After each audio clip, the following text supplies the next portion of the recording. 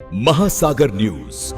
गडचिरोली जिल्ह्यातील अहेरी तालुका मुख्यालयापासून 60 किलोमीटर अंतरावर असलेल्या उमानूर येथील धान खरेदी केंद्रावर प्रशासनाचा आणि व्यवस्थापनाचा अत्यंत बेजबाबदार कारभार समोर आला आहे. उघड्यावर साठवून ठेवलेले हजारो क्विंटल धान पावसात भिजून सडत आहे.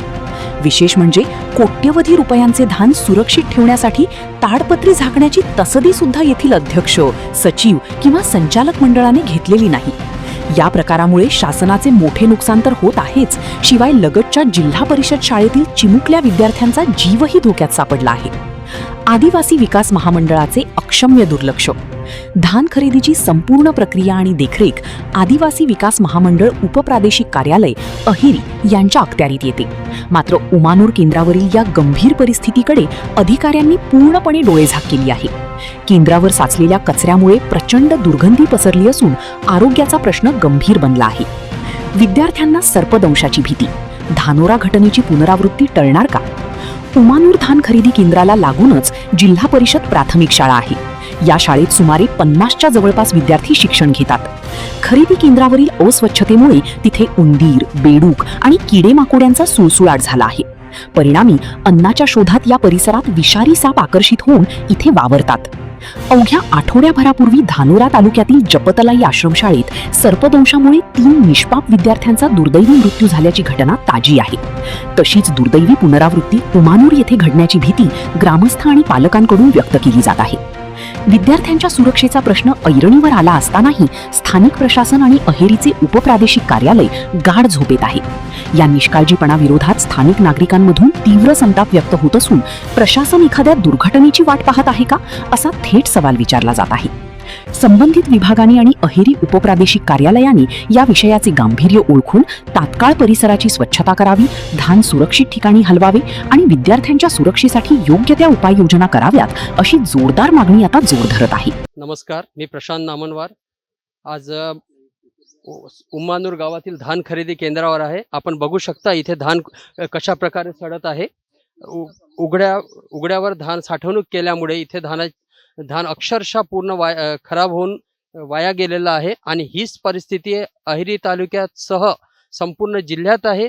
संपूर्ण जिल्ह्यामध्ये पर्याप्त साठवणूक केंद्र नसल्यामुळे, गोदाम नसल्यामुळे ही स्थिती संपूर्ण जिल्ह्यात आहे. आणि इथे तर खूपच विदारक असं चित्र आपल्याला बघायला मिळत आहे. इथे हजारो क्विंटल धान उघड्यावर खराब झालेले दृश्य आहे. आणि याच गोडाऊनच्या बाजूला, याच धान खरेदी केंद्राच्या साठवणुकीच्या बाजूला इथे 1 ते 5 इयत्ता असलेली जिल्हा परिषद शाळा आहे. ज्या शाळेमध्ये चिमुकल्यांना पण याचा त्रास होत आहे. इथले शिक्षक आपल्यासोबत उपस्थित आहे, यांच्याशी आपण बोलू. सर, आपलं नाव? माझं नाव बागेल सर. सर, हे जे धान सडत आहे याच्यामुळे आपल्या मुलांना किंवा आपल्याला काय त्रास होतो? बहुत नाही का दुर्गंधी वास येतो. आणि ते मुला म्हणजे दुपारच्या भोजनाला पण बहुत त्रास वाटतो बाहेर गेला निघला तर, नाही का. हा, कोणी दगावलं का आतापर्यंत मुलगा तर आजपर्यंत नाही दगावला, परंतु म्हणजे बहुत दुर्गंधी वास येतो. आणि या संदर्भात आपण काही म्हणजे उपाययोजना करण्यासाठी सूचना दिल्या का? हा, सूचना दिल्या.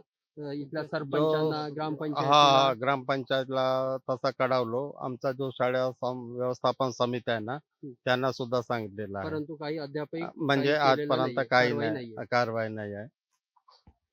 ही स्थिती आहे. इथे आल्यानंतर बघितलं तर धान असे उघड्यावर सडत आहे. हजारो क्विंटल धान खराब झालेलं आपल्याला दिसत आहे. आणि यानंतर इथे जे शिक्षक आहेत, हे प्राथमिक शिक्षक आहे, इयत्ता 1 ते 5 वर्ग आहेत. या ठिकाणी सरांनी सांगितलं की शिक्षकही कमतरता आहे. फक्त एकट्याच शिक्षकावर इथल्या 50 विद्यार्थ्यांचा भार आहे.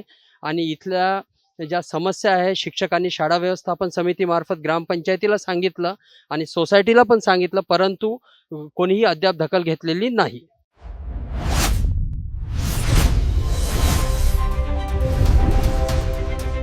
महासागर न्यूज.